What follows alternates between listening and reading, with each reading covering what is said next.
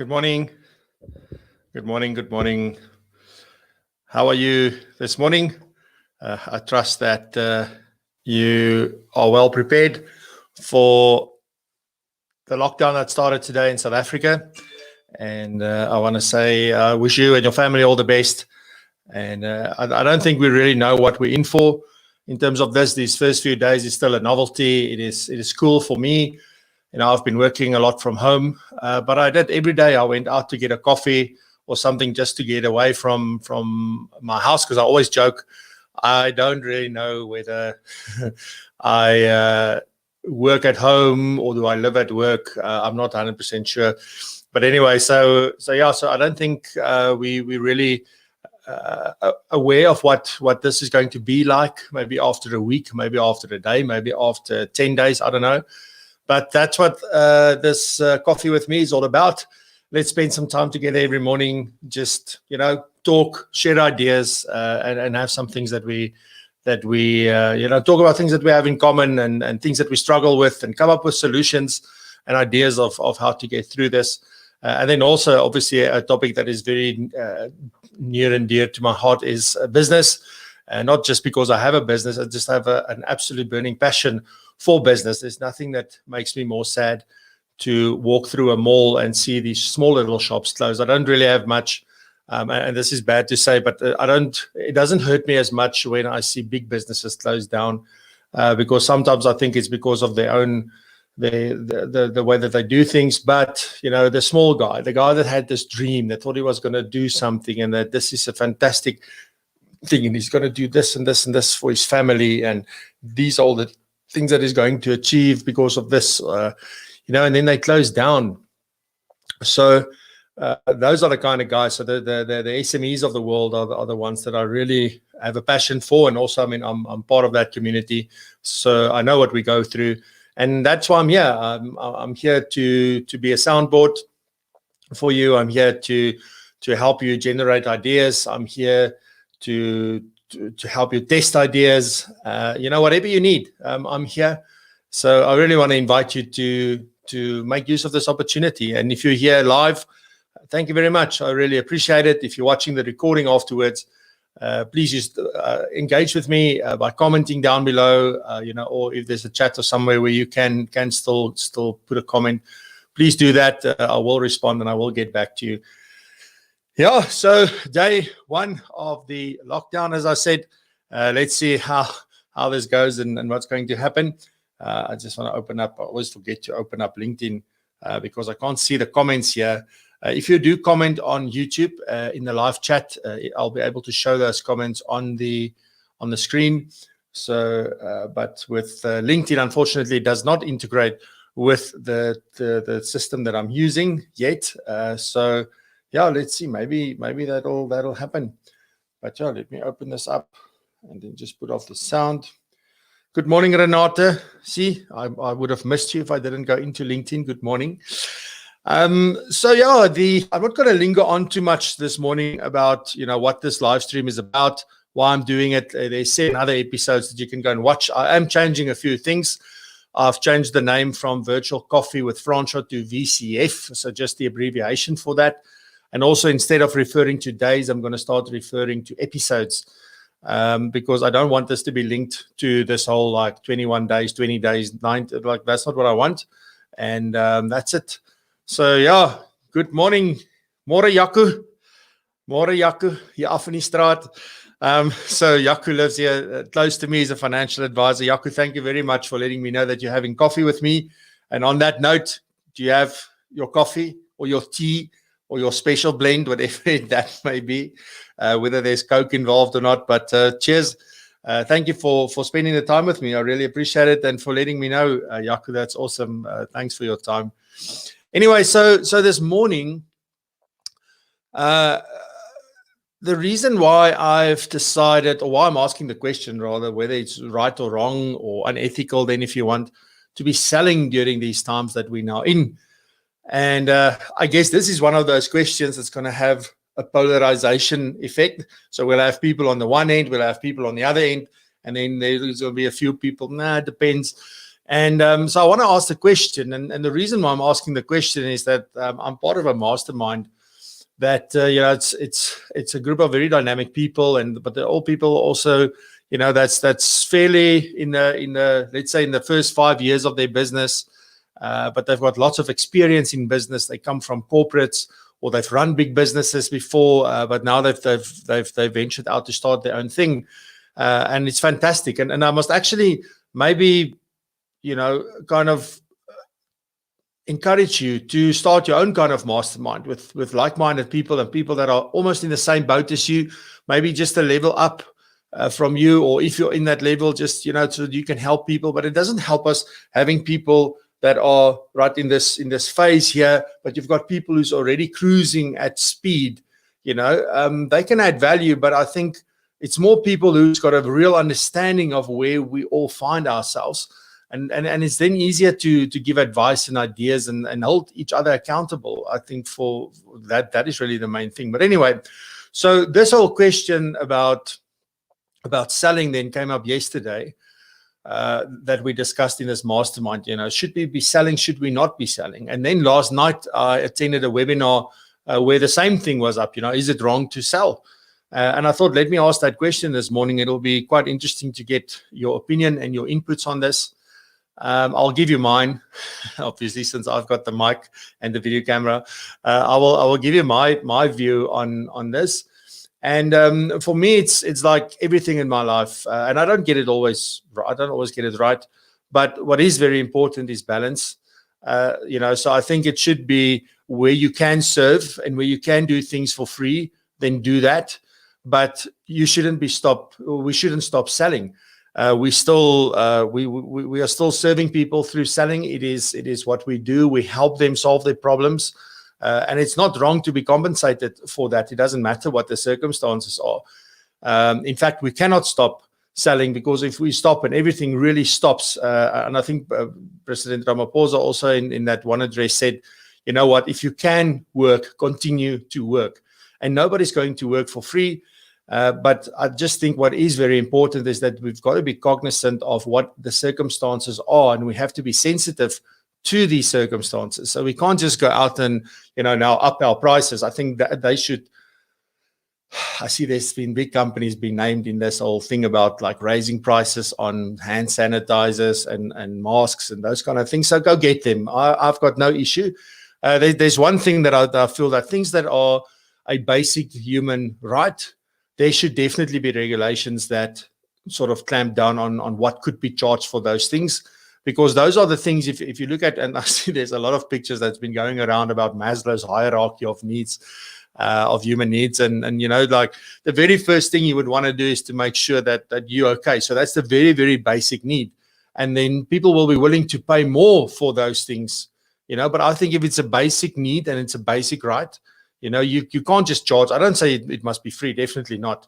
But you also can't just go and put up prices just because this is now supply and demand. That's the one thing that I think is wrong with the world at the moment. In general, anyway, it's not just now. It's always been the case, where I think about things like, you need life-saving treatment, but nobody can afford it. I listen to Jacaranda every week, Good Morning Angels, and then you hear what they do for people to help them because the medical aid won't pay, or it's a new treatment and it's not covered yet, or it's just this huge amount of like this huge fee that's being charged. And you know what? It's not the doctors. That's the amazing thing. It's not the doctors. It is the hospitals. It is the drug manufacturers. Those are the ones that's pushing up these prices. And I think there's definitely something where we need to look at, like when something is a basic human right, you have the right to live. As I said, definitely don't do that stuff for free, but you also can't just charge whatever you want just based on whatever. And I know this is like, when a claim is not paid in life insurance, where people go, oh, no, and everybody's on social media, but they don't understand how things work in the back end. And then sometimes companies decide to rather pay the claim than take the reputational damage, although they're not doing anything wrong. I guess it's exactly the same case when I make these statements about, medical, because there's research involved, and it's like all these costs and costs and costs. But I think we need to look at these things and say, you know what, maybe we should rather put the human before the profits in certain instances, in all instances actually, but particularly in these life-saving or when there's really, really pressure on. Anyway, so that's not what this live stream is about. I'm not about politics and I'm not about these things, but I just wanted to share that, because all of this is where this question comes from. Because do you keep on advertising? Do you keep on making people aware of your services? Do you keep on doing things for people and then charging them for it? Or should everybody now be doing everything for free? And my viewpoint is that answer is definitely no. You should have a balance where you can serve and where you can do things for free, do that. And then the rest of the things you still charge for. Because yes, here's the reality. In these times, people are still buying. There are still people with money. I just look at what happened yesterday. It was crazy to see how people stood in lines and everything to get things, that. They just maybe chose to spend their money somewhere else. So here's the thing. If I'm selling anything to you, like for instance, my online refresher that's happening on the 8th of April, I will definitely tell you, please don't sign up if you don't have the money. Here's the thing. We should not entice people to spend money that they don't have at the moment. And they must feel okay. They mustn't feel like, I'm missing out on a once-in-a-lifetime opportunity. This is the time not to do pressure selling. This is the time not to just think about yourself and your own situation, how difficult that may be. And trust me, I know. It is just a case of, how do we make people feel comfortable? And then if that is something they need and it's something that they can afford at the moment, then let them do it. The other thing that I think that you should definitely not do is use this COVID-19 to run some COVID-19 special, get this because we decided to do whatever, and this is this big special. So you shouldn't use it as a marketing opportunity. I think COVID-19 is all about educating people. It's about guiding people. It's about giving them options. It's about giving them hope. So those are the kind of things that we should be focusing on. And then to talk about COVID-19 is okay, but you shouldn't be using COVID-19 to sell. So you shouldn't be instilling fear to get people to take action. That will be absolutely unethical, in my opinion. People are very panicked. People are living in fear, and some of them will do things just, one, maybe to let them feel better, and two, just to, I don't know, maybe just to try and sort out their position, but that may not be the right thing for them at that moment in time. Anyway, so that's my opinion on that. I'm quite keen to hear yours. I've got, so Terence says, always provide advice, service, and value. The sale will come. Yes, definitely. And it doesn't really matter what the circumstances are, right? If that's your philosophy, if you always, I think if you serve first and you give the right advice for the right reason, and your intentions are pure, your intentions are noble, then the sale will come. And here's the thing, guys, and ladies, excuse me. I'm just thinking, maybe we, we're going to do a lot of work now, but this is going to stand you in good stead later on when things do start to recover. People will remember what you've done. And again, that doesn't mean do everything for free. Just be reasonable and decide what you can do, and maybe decide on that one thing that you can do to do that. So I'll be keen to hear, are you planning to do anything, or are you just, even if you haven't done anything yet, it doesn't matter, but are you thinking about anything that you are looking to do? Amanda, I see you laughing at my COVID-19 special. Yes. You say agreed. Now is not the time to put the fear of God in people. Let me just open that in people, but continue to do what you do. Yes, that is absolutely. That's why I say don't misuse or abuse the situation to your benefit, because it will hurt you in the long run. And just treat other people like you would like them to treat you. And it was interesting, I received a couple of emails this week where people announced their price increases, just their normal annual price increases. And I was thinking but is that right? Shouldn't they just wait a little bit, because they're just piling on to the situation. And most probably those things are sort of, in one sense, maybe automated. Some of them came from software companies, and some of them came from what was the other one that came yesterday? Both of them are actually from software companies that I received, So yeah, it's my business as usual. We shouldn't stop. And so let's see how that goes. Morning, Wilco in Pretoria. I can't remember. It's not in Centurion. I can't remember where you are in Pretoria. But welcome to the show. He says he's enjoying this. I appreciate that very much. Thank you. Yes, good morning, Razan. Welcome. Glad to have you here as well. Amanda also says, hashtag be the voice of reason to your clients. Yes, that is, I think, one of the things that advisors are struggling a lot with at the moment. I've received a number of emails. Let me just have some of my coffee before it gets too cold. Winter's coming, so I can't have cold coffee. I must be prepared. Anyway, oh hell, what was I going to say? Now I lost my own train of thought. Anyway, it doesn't matter. Let's move on. So I'm getting these emails from advisors saying, you know what, I'm meeting with clients, I'm talking to clients, I'm telling them, stay invested, don't panic. And maybe that's the thing. Don't say don't panic. Because the more you say don't panic, it's like, man, don't tell me what to do. It's like you tell your wife or your husband, just relax. Like that's going to help, right? But they're really battling to keep people calm, and they really have a tough time getting people to stay invested at the moment. And I guess a client is always going to do what they want to do. If it's too much for them, you're going to do anything to get rid of that pain or that stress or that anxiety. And if that means let's just stop it here and move it to cash, then do that. But now, interesting enough, Môre Pieter, thank you very much, Pieter. I appreciate it. Pieter van der Walt in Rustenburg. I don't know if you're still in Rustenburg, but thank you very much.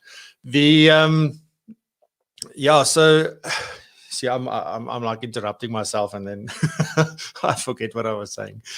Anyway, so yeah, I just think it's tough times at the moment, and people don't really know how to handle these situations, and now it's all these clients. It's not like there's one or two clients that you need to keep happy, or that you need to spend time with. So it's taking a lot of energy from financial advisors.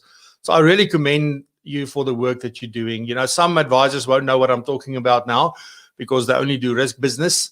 But even there, I think clients want to cancel policies or reduce policies or do things. And these are exactly the times where you just don't do that. These are the times that we focus on the wills and making sure that everything is in order for the unforeseen. So definitely something. And the question is, are you communicating with your clients?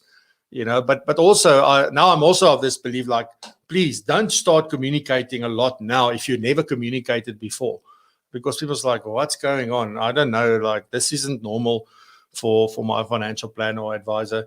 So just keep on doing, just keep your rhythm, keep doing the things. If you've been communicating regularly and you want to do a little bit of extra, that's fine. But don't go from nothing to like 1,000 things that you send out every week. Because it's not going to this isn't normal. So just stay. Yesterday somebody said as well, just stay authentically you. Just do things the way that you do it. If you're very Renata, for instance, said that she's very focused on data and facts, and I'm also like that. You're very focused on those things, and that's why people like you. You've already attracted that kind of client and that kind of thing. So don't go and change your whole demeanor and the whole way that you now operate. And that the same with me. I asked somebody a question yesterday on WhatsApp, and I just got did you click the link? It's all I got back. So this morning I wake up and I was just like, okay, I didn't scroll to the bottom to see that there's a link. It was too easy to ask the question. And then this morning I get a long WhatsApp from him saying, you know what, I'm sorry, I didn't mean to be rude or kortaf, and I'm like, but I did not I answer people like that sometimes. Like, it's just like you're busy, you're in a rush, and then you just click the button, or you just send a quick message. Even my emails, I don't even always say good morning, hello. It's not, I don't think I'm rude. It's just I'm trying to be efficient, and it's frustrating to do long emails. I'm not somebody to write essays and things. If I were, I would have been an author and not do what I do now. So Wilco says he is locked down in Linwood. So that's cool. Please stay there and be safe, my friend. Please say hello to your family as well. Then we've also got Jaco Pinaar in the house. Jaco from Cape Town, or the Western Cape. I don't know where in Cape Town you are. You used to be here in the West Rand, in the Woesrand with me. But yeah, Jaco is there. He says, lekker Franso en Wilco. Hoop het gaan goed met julle. Thanks, Jaco. Yes, it's going well. Thank you very much for saying hi. And Peter van der Walt gave us some thumbs up on LinkedIn as well. So guys, please join the conversation. What are your thoughts on this? Do you have a viewpoint? Should we be selling in these times? As I said, I categorically say yes. Just be mindful of the situation. Don't abuse the situation to your benefit. Think about the long game, serve as much as possible and find one thing that you can do for free that you can offer. I see there's people offering consultations to say, let me help you with how to communicate with clients. Now, for instance, we did the Zoom session. So let me put that up on the screen. There it is. It is let me just change that a little bit. Let me not let it scroll. So we did a free Zoom training session on Tuesday. I must say, I think it's one of the experiences of my life that I've had. Apart from that, I think this is one of the webinars or the live trainings that I put the most work into. And it just shows in the responses that we got, and what really struck me in my heart was I got so many emails and so many WhatsApps afterwards. But then the ones that said to me, I've got my first Zoom meeting with a client tomorrow. I've got my first Zoom client meeting with a client on Friday.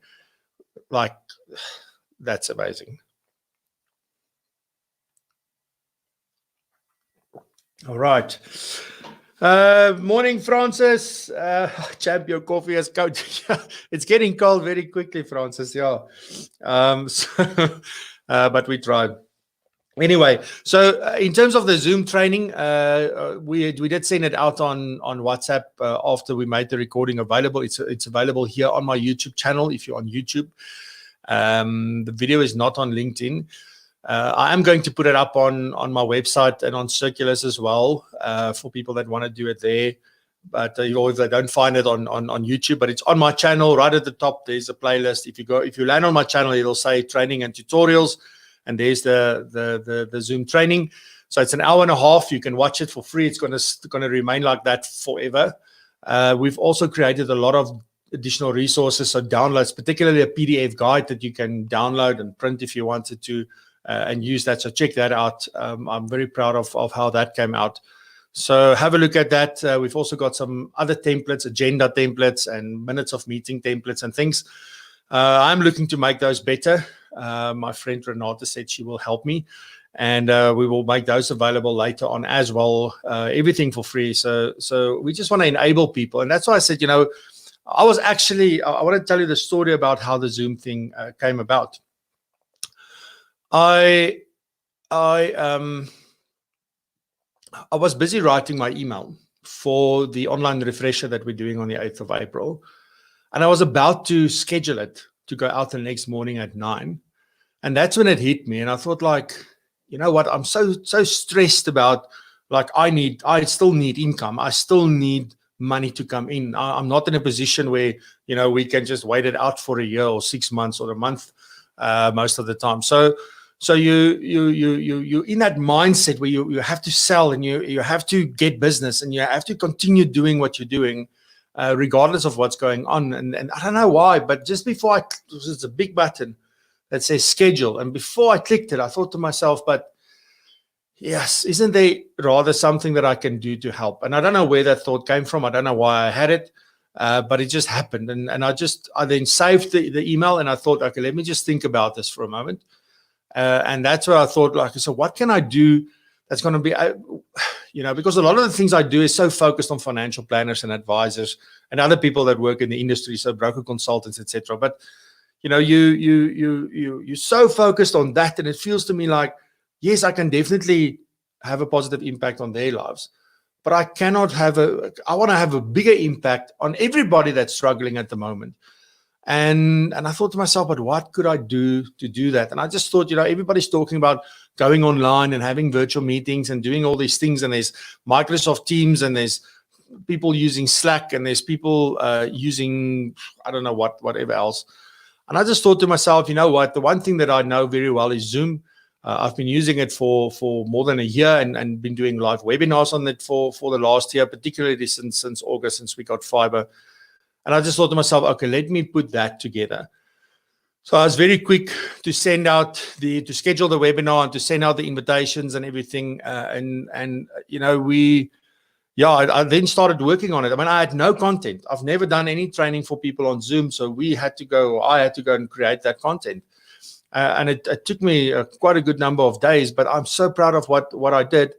And now to see the impact that's having, that also now gives me the comfort to now still sell my online refresher course, because one, it's only 350 Rand, shameless plug, but it's only 350, and you get CPD as part of that. So I'm not going to feel bad selling that when I've served in another way, and that's how life works, where people that pay enable you to serve those that can't.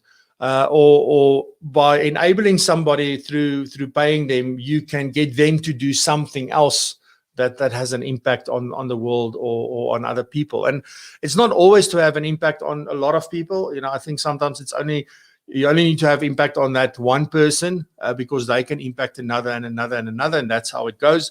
And that for me is really what it's about. I've always said in my business, the one thing that is extremely important to us is to serve, and that's why I'm here. This is why I'm doing the live streams as well. So Amanda says, on your point of don't start changing the way you do things for your clients just out the blue. Let me just see where I am. As this may be too unfamiliar to them, but with that said, I say it's time for advisors to learn how it is they should actually be servicing and engaging. Very true. I fully agree with you, Amanda. So time to learn what needs to be implemented in an advisor's business and use the lock to also focus. So here's the thing, Amanda. There's nothing wrong if you've never communicated before. If you've never, let's just take social media as an example. Let's just say you were very anti-social media, and now you decide that, listen, okay, I now need to get on this bandwagon, and I need to. And even if your intention is right, here's the thing. If you want that to be successful in the long run, you've got to continue doing it after this crisis is over, and it will be over. Then you've got to be consistent in doing it. So meaning that, yes, you do this, but you need a plan, you need a strategy, and you need to know what you're going to do, when you're going to do it, and then what is your reason for doing it.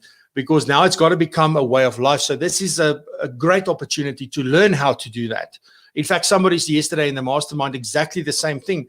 They're not really active on social media, and they decided right before the crisis that maybe it's time to get on. So it may very well look like they are now using this as an opportunity to get seen. But she said, there's no way. This is part of my planning. This is what I'm going to be doing, and I support. But if you're going to come on, because you see it so often, because I'm connected to so many people on LinkedIn, you see it so often. You never see them anywhere, but they've got a new product, and now you see them, and then they're gone. And then for a long period of time, nothing happens. Then there's something new that they want to start promoting, and suddenly they're very active, and then they're gone. And I think that does more harm to your reputation and the trust that people put in you than anything else. And it's definitely not good for the relationship, in my opinion. Anyway, but it's a very valid point, Amanda. It's a very, very good point. Thank you for that. I appreciate it. Let me also see Mark Dunbar in the house. Marky, good morning. Nice to have you here. I've spoken to my clients and explained as best as possible why they have to stay invested so that they don't crystallize their current losses. The market will recover and we will have a huge bull run.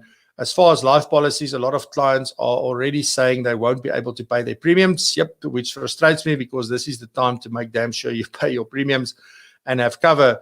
But clients don't see when we have to empathize with a wife that has just lost a husband, or a client calling and saying they have been diagnosed with stage 4 cancer, and then me telling them they will be all right because they are all covered. I'm staying positive and I'm staying positive in this time and working on myself and my goals going forward. Great, Marky. That's how I know you. So definitely keep on at it. You see, I think that the reason why people would also go and then cancel policies in times that they wouldn't is if you look again at Maslow, their bare necessities, they need food and water. That's what they want. The next thing becomes security, which is shelter and those things. And only after that do they start looking at, maybe life policies and things are part of that, but that doesn't form part of their bare necessities. People think this is the apocalypse, it's the end of the world. And I guess it could be if we don't do something. And now we're doing something. So it's going to be okay. Renata says, in answer to your comment of what it is we're doing to help others in this time, I will be presenting a free webinar on HR early in April. More details to follow on my LinkedIn page, guys. Yes, please do follow Renata. She's a business optimization specialist, working with businesses in how to not only streamline things, but how to run their finances effectively, and also how to manage people and that kind of stuff. So she's really good at what she does. She's got a real passion for it. So also check that out. Then Amanda said, all ways of saying Amanda, it's okay. Her dad is Xhosa and her mom is Afrikaans, and they took me to an English school. So anything fly. You know what? You're a real South African. Thank you for that. And also, if I say Amanda, I think of the country song as well, which I love. So let me see. There's some comments happening here on YouTube as well. Wayne, my friend, yes, I wanted to phone you last night, Wayne. And then I was busy with so many webinars. Yesterday was a learning day for me. I was so tired. But I'll definitely give you a call somewhere today to find out how you are. Yes, the new ways of work. That's what we got to do. Nice to have you here, Wayne, my friend. Thank you very much. Great to see you. Wayne works for Standard Bank. He's now moved from the East Rand to the West Rand. So now, we've even had a braai. So great. Anyway, so that's my thoughts on the selling part. I haven't seen anybody really go right the opposite way to say that it's really wrong or unethical. So I won't take this just, silence doesn't mean that you agree. Silence just mean that you're not willing to type in the comments. But whatever that may be, I just wanted to, my whole idea with everything that I do in my business, in my training sessions, my online sessions, my webinars, is really to challenge the way people think. And is not to say that there is a right or a wrong. At the end of the day, it is what do you believe to be true and what do you believe to be right? And you should do what is right for you and what is right for your clients. But I also want to encourage you to sometimes challenge yourself and see, are the things that you're thinking still valid?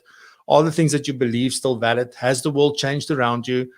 Those kind of things. And if that answer is nope, I'm still good, then that's fantastic. But sometimes, because the only way you can really challenge your beliefs and what you think is true is by getting new information. And it's important to get information from everywhere and then form your own opinion around that. But make sure that the sources that you find, because you can also have confirmation bias where you look for the information that supports your thinking and that supports your viewpoint. So be open to hear different things from different people, and then in that way, we can learn and we can move forward. Then the second thing that I said I wanted to talk about this morning, because I'm going to end a little bit earlier. I'm going to end at 1:45 because I am presenting the 4th day of my income tax course. We moved it completely online halfway through. So today is the last class day. I'm going to be doing a capital gains tax today and some case studies. So excited for that. But anyway, so we're going to finish at 1:45. So one of the other things that I said that I wanted to talk about today, yesterday I spoke a lot about learning resources, the things that I use to learn every day. And what I want to do is talk about the books that I use most often. Now, these books are more geared towards the financial planning side of things. So there's more books that or resources that I consult, like when I create training sessions or when I create new content, or when I give advice or consult to advisors, the things that I use in order to support what it is that I say, because I don't think it's good enough to say, when you have an endowment, it pays out tax-free. No, you need to know that that's in Section 29A of the Income Tax Act, and that is where it is. Okay, so that's very important for me anyway, not for you so much, maybe. But if I give you advice and I need to say that this is the thing, that all you need to tell the client is that, listen, the endowment, when it pays out, it will pay out tax-free. But you need to have that absolute clarity and absolute satisfaction and confidence that the answer that somebody like me gave you is 100% correct. So I do go and consult a lot of things, but there's things that I use over and over and over again in my world.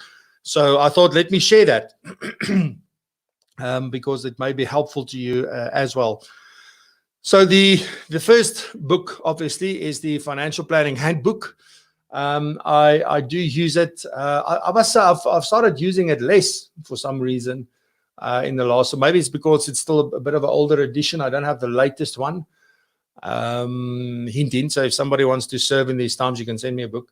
But yeah, so I tend to buy the Financial Planning Handbook every 2 or 3 years or so, because there's not a lot that changes, and because I focus a lot on the tax stuff, I've got a particular book from Philip Haupt that I use. His book about tax. It's a thick book, and a big book is like an A4, if not bigger than an A4, and thick. So that's only tax. So that's a bigger book than the Financial Planning Handbook. So that's the one that I actually use most often. Then SAST, believe it or not. So SAST's website, sas.gov.za. It's a great resource. They've got great publications. When they write guides, they write them properly, I must say. It's not to say that they're always free of error, but I can tell you that 98% of the time those things are perfect, and they write it in a way that you can understand, and they give multiple examples to explain a specific concept. So even specifically if you're studying this year, maybe, go check out the things on SAST if you do anything related to tax. There's some great information there. But then also what I use on SAST's website is when you go to legal, there's primary legislation under that. You click on that, you get access to LexisNexis. All of the acts, all of the legislation that is governed by SAST or that's applicable to SAST, you'll find there. So the Income Tax Act, for example, the Estate Duty Act, etc. So, you get free access through that to those legislations. They are up to date. And that's usually my first port of call these days. So before I do anything, I first look at the legislation. Then I look at the books. Because otherwise, sometimes the books are wrong as well. Particularly if I've got a particular, what is the word? I don't know.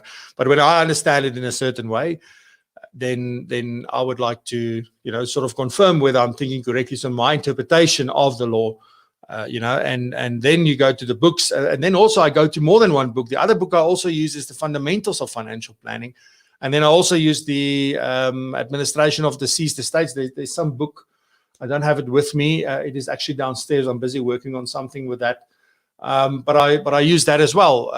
So it's a Deceased Estates book.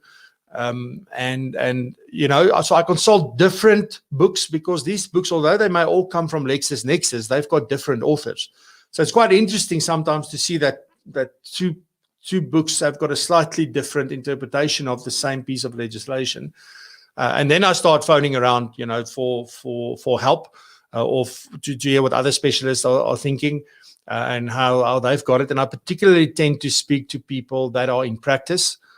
Because, there's one thing if the book says this and you get to the counter at SAST, they say something different. So it's important to be able to follow all of those things. Let me see quickly here. So Razan, nice to have you here. On the point of starting to communicate with your clients, or on the flip side, over communicating, yes, because we've got so much time now, we must be mindful that right now, while we are still settling in, we are receiving communications from service providers from all over in mass. Have a plan in place that your communications don't get lost in the rapid waterfall we are seeing at the moment. I can't agree with you more. It is something that I asked exactly that in the mastermind yesterday as well. I was asking them, what would be effective communication? What does effective communication mean now? How do we go about communicating and make sure that the messages don't get lost? Because everybody's telling you that they open or they closed at the moment. So obviously there's a rush, but maybe, when people settle down, then it'll be easier for us as financial advisors to say, listen, I'm available remotely. What are you doing? Are you sending kind of short messages to them? you must have a plan. Don't just wake up and decide, listen, I'm going to do this today. Have a plan. I think right now for the next few days or week, clients will appreciate a direct communication on the short and sweet much more, and then just listen. I'm finding people are needing to talk about life stuff at the moment too. Be the ear that listens and empathizes.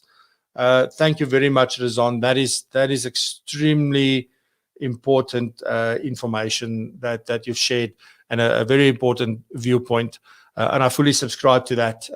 That has been the main reason why I started doing these live streams, is to be here for people. And you must think, how can you do the same kind of thing with your clients? What will work for them? You can do this in a short little voice note every day via WhatsApp, or you can do it a short little message. I've got a guy, Andre Brits, he sends every morning, like there was a day that he skipped. I was wondering, is this guy okay? But every morning between 6 and 6:30, I get an image, just an image. He doesn't say anything, just an image, something positive for the day.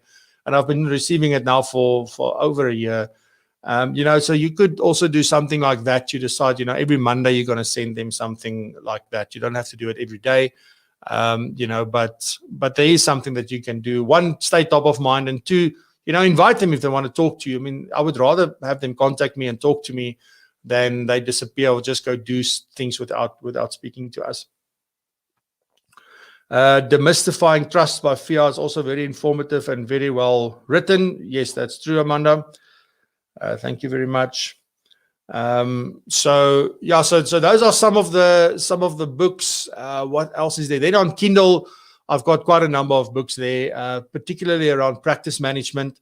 I've also got it's Lee Rossini and Johan Maria wrote a book. I can't remember the name now, but I've got the green version of that book. And it talks about practice management and how can you run your business effectively and all of those things. And then I also tend to read a lot of the overseas people about what they're doing in their businesses, just to get some sense about what is possible, because they are a little bit ahead of the curve. And Rizwan and I had a conversation last night. I think it was you and I, Rizwan, where Rizwan said to me, like people, like we are years behind in terms of technology, but in these last couple of weeks, we've maybe caught up 2 years, if not more, of that time in 2 weeks, just simply because of necessity.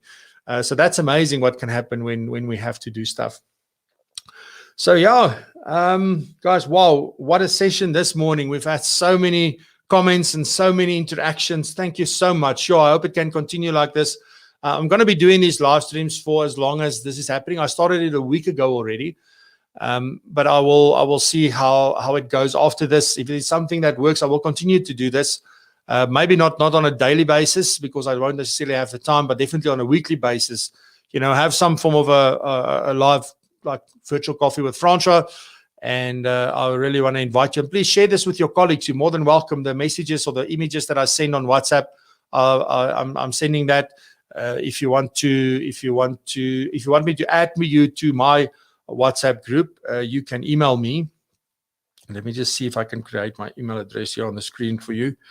You're welcome if you want me to add you, and you can always at any point in time ask me to take you off. So I don't take offense to that. If you don't get value from the things that we do, then please don't stay. Rather leave the group. It's good, and it's not a group. It's a broadcast list. So we send it one to many. So when you respond, if you want to respond, it's between you and I. So it's not a group. It's not. You're not going to get bombarded with other people saying thank you and WhatsApp and all of that kind of things.